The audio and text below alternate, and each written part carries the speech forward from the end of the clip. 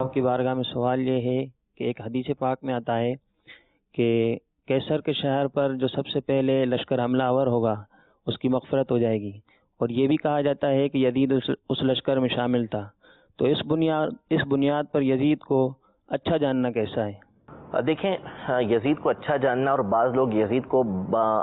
کھلم کھلا آج کے دور میں خصوصاً سوشل میڈیا کے اوپر جو ہے وہ اچھا کہہ بھی دیتے ہیں، اور بعض تو اس کے ساتھ تعظیم کے القاب بھی لگا دیتے ہیں، حالانکہ یہ سخت ممنوع اور غلط بات ہے کہ یزید کو اچھا کہا جائے۔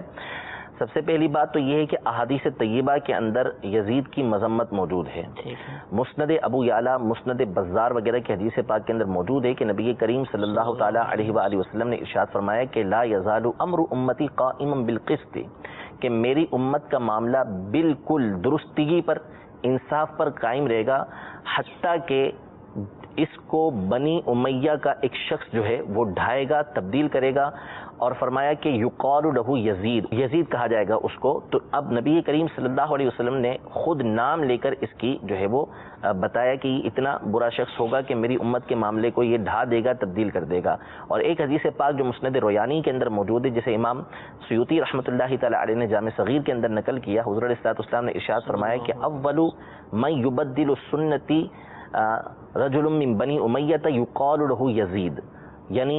میری سنت کو جو سب سے پہلے تبدیل کرنے والا شخص ہوگا وہ بنی امیہ کا ایک شخص ہوگا کہ جس کا نام یزید ہوگا۔ پہلی بات، یزید کی مذمت جو ہے وہ علماء کرام ہمیشہ سے کرتے ہوئے آئے ہیں، اور اس نے جس طرح کے جرائم کا ارتکاب کیا ہے وہ کسی کے سامنے مخفی نہیں، کہ اس نے شہزادہ رسول سیدنا امام حسین رضی اللہ تعالی عنہ کو جس بے دردی کے ساتھ شہید کروایا، اور جو خاندان اہل بیت تھا اس کے ساتھ جس طرح کے اس نے معاملات کیے، کہ ان پاک بیبیوں کو جس طرح قیدی بنا کر، ان کے گھر والوں کو قیدی بنا کر اس کے دربار میں لایا گیا اور جس طرح سے گھمایا گیا، یہ تاریخ کی کتابوں کے اندر واضح الفاظ کے اندر موجود ہے کہ اس نے کس طرح اہل بیت کے ساتھ سلوک کیا۔ پھر اس کے بعد اس نے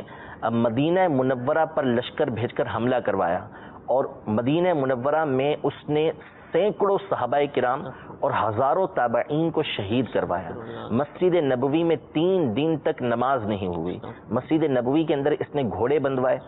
ریاض الجنہ جس میں لوگ نماز ادا کرنے کے لیے تڑپتے ہیں وہاں پر گھوڑے بندھے ہوئے تھے۔ اس طرح کا اس نے کام کیا۔ کعبہ معظمہ مکہ مکرمہ میں اس نے لشکر بھیجا، اور کعبہ معظمہ کے اوپر سنگ باری کی گئی، پتھر پھینکے گئے، جس کی وجہ سے کعبہ معظمہ کا غلاف جلا، اور اوپر جو مینڈھے کے سینگ موجود تھے وہ بھی جل گئے۔ مینڈھے کے سینگ یعنی وہ مینڈھا کے جو حضرت اسماعیل علیہ الصلوۃ والسلام کے فدیے کے طور پہ نازل ہوا تھا، وہ کعبہ شریف کے اوپر رکھے ہوئے تھے، وہ بھی جل گئے۔ اس طرح کے اور بہت سارے جرائم، جس میں شراب کو عام کرنا، اور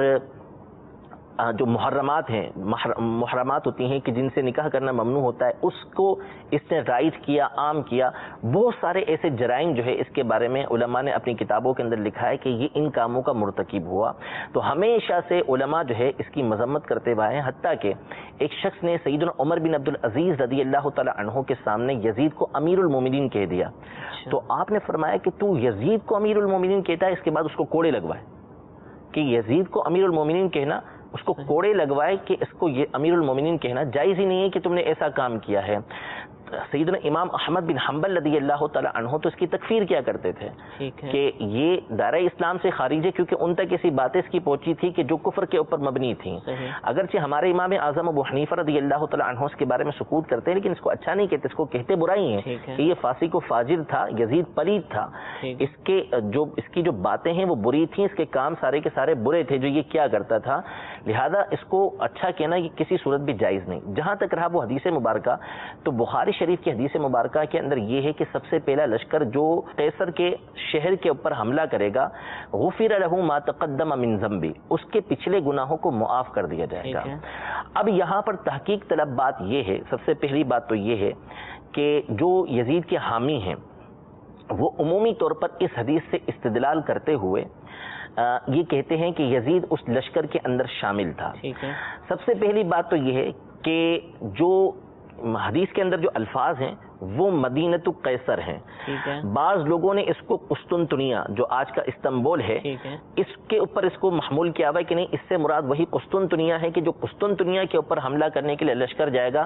اس کی جو پچھلے گناہوں کی مغفرت ہے اس کے بارے میں نبی کریم صلی اللہ علیہ وسلم نے فرمایا ہے، پہلی بات تو یہ ہے کہ یہاں پہ قسطنطنیہ کا تو تذکرہ ہی نہیں ہے، ٹھیک ہے، اس میں مطلقاً مدینۃ قیصر کے الفاظ ہیں، قیصر کا شہر۔ اب وہ چاہے کوئی شہر ہو، تو سب سے پہلے جو حملہ ہوا تو وہ تو خود نبی کریم صلی اللہ تعالیٰ علیہ وسلم کے زمانے میں ہوا، جنگ موتا جو ہے وہ سن 8 ہجری کے اندر ہوئی،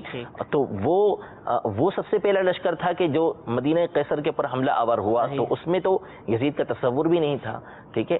علی سبیل التسلیم چلے مان لیا کہ یہ اس سے مراد قسطنطنیہ یعنی آج کا استنبول مراد ہے کہ یہی شہر تھا،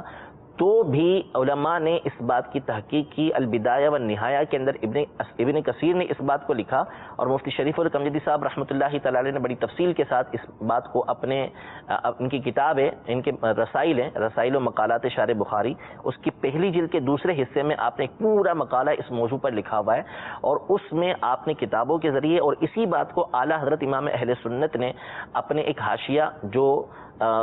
تیسیر نامی کتاب کے اوپر ہے، اس میں اس بات کو بیان کیا کہ تاریخ کی کتابوں کے ساتھ یہ بات ثابت ہے کہ جو سب سے پہلا لشکر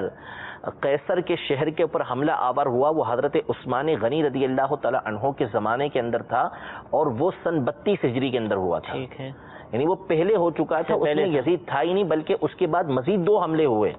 ان دونوں میں نہیں تھا، چوتھے لشکر میں جا کے یزید شامل تھا، تو پہلے لشکر میں تو وہ تھا ہی نہیں، لہذا یہ بات ہی غلط ثابت ہوئی کہ یزید کو اس لشکر کے اندر شامل کر دینا یہ زبردستی کی بات ہوگی، ورنہ ایسا کچھ نہیں۔ اچھا، دوسری بات یہ ہے کہ جو الفاظ حدیث پاک میں ہے وہ غفر لہ ما تقدم من ذنبی، کہ پچھلے گناہوں کو اس کے معاف کر دیا جائے گا، اس میں یہ تھوڑی ہے کہ اس کے اگلے گناہوں کو بھی معاف کر دیا جائے گا۔ احادیث طیبہ کے اندر آپ اگر پڑھیں گے تو نماز کے فضائل آئے ہیں، زکوٰۃ دینے کے بڑی بڑی فضیلتیں آئی ہیں، جہاد سے بڑھ کر فضیلتیں آئی ہیں، اسی طرح زکوٰۃ کی فضیلتیں بہت بڑی آئی ہیں، روزہ رکھنے کی فضیلتیں آئی ہیں، لوگوں کی مدد کرنے کی فضیلتیں آئی ہیں، لیکن اس کا مطلب یہ تھوڑی ہے کہ بندے نے نماز پڑھ لی تو اب آگے جو چاہے کرتا پھرے،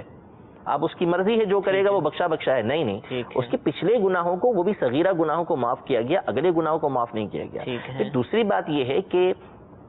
سارے کے سارے جو ہے وہ اس بخشش کے اندر، اس فضیلت کے اندر آئیں، یہ ضروری نہیں ہے، بلکہ جب حکم فرما دیا تو ممکن ہے کہ بہت سے افراد ایسے ہوتے ہیں کہ جو نفاق دل کے اندر رکھتے ہیں، تو یہ تو باقاعدہ الفاظ ہیں کہ جو تلوار کے ذریعے جہاد ہے وہ نفاق کو مٹاتا نہیں ہے، حدیث پاک میں تلوار کے ذریعے جہاد یہ نفاق کو نہیں مٹاتا، اور یزید کی منافقت سب کے سامنے ظاہر تھی کہ وہ کس طریقے سے دین اسلام کے معاملات کو بدلنے کی کوشش کر رہا تھا، تو اس لیے اس حدیث پاک کے ذریعے یہ استدلال کرنے کی کوشش کرنا بالکل غلط ہے، اور علماء اہل سنت کے اور قدیم سے جو علماء اسلام چلتے ہوئے آ رہے ہیں ان کے بالکل موقف کے خلاف ہے۔ تمام کی تمام امت جو ہے وہ شروع سے ہی اس بات پر متفق رہی کہ یزید جو ہے یہ پلید تھا، اور اس نے جس طرح کے معاملات جو ہے وہ امام حسین رضی اللہ تعالی عنہ کے ساتھ کیے، اور دیگر جو اس نے باتیں، جو اس کے معاملات ہیں جن میں سے کچھ باتیں میں نے ذکر کی ہیں، اس کی بنیاد پر علماء نے اس کو فاسق و فاجر قرار دیا، اور حضرت عمر بن عبدالعزیز رضی اللہ تعالی عنہ نے اس کو کوڑے لگائے۔ آج بھی مسلمانوں کے دل کے اندر اس کے لیے سخت نفرت موجود ہے، کوئی اس کے بارے میں اچھا سوچ ہی نہیں سکتا، یعنی ہم امام حسین رضی اللہ تعالی عنہ سے محبت کرنے والے ہیں، ہم دعا کرتے ہیں کہ اللہ تبارک و تعالی دونوں جہاں میں ہمیں ان کا غلام بنا کر رکھے، اور یہ دعا جو ہے وہ ہم برسر ممبر کر سکتے ہیں، یہ دعا ہم ہر نماز کے بعد کر سکتے ہیں، تنہائی میں کر سکتے ہیں، لوگوں کے سامنے کر سکتے ہیں۔ اللہ نے یزید کو ایسا رسوا کیا ہوا ہے کہ جو لوگ یزید سے اس طرح کی یزید کے بارے میں باتیں کرتے ہیں تو کیا ان کے اندر یہ جرأت موجود ہے کہ وہ اس طرح کی دعا کر کے دیکھ لیں کہ اللہ تبارک و تعالیٰ کل بروز قیامت یزید کے ساتھ ان کا حشر کر دے؟ تو یہ خواہ خواہ کیا اسلام کے اندر رکھنا ڈالنے کی کوشش کرنا ہے، ورنہ یزید کا جو معاملہ ہے اس کے بارے میں یہ خود جو ہے اس بارے میں تذبذب کے شکار ہیں، ورنہ ان کو چاہیے کہ دعا کریں کہ جس طرح اہل سنت دعا کرتے ہیں کہ اللہ تبارک و تعالیٰ ان کو امام حسین کے غلاموں میں اٹھائے، تو یہ کہہ دیں کہ اللہ تبارک و تعالیٰ قیامت کے دن ان کا یزید کے ساتھ حشر کرے۔ کوئی نہیں کہے گا اس طریقے سے، اس لیے نہیں کہے گا کہ سب جانتے ہیں کہ یزید کی جو خرابیاں ہیں، وہ برائیاں ہیں، وہ ظاہر و باہر ہیں۔ تو بہرحال اس حدیث پاک سے اولاً تو یزید اس لشکر میں شامل نہیں، کیونکہ اس سے پہلے ہی جو ہے وہ 3 لشکر جا چکے تھے حملے کے لیے، اور اگر شامل ہو بھی تو اس سے پچھلے گناہوں کی معافی ہے، اگلے گناہوں کی معافی یہ نہیں ہے۔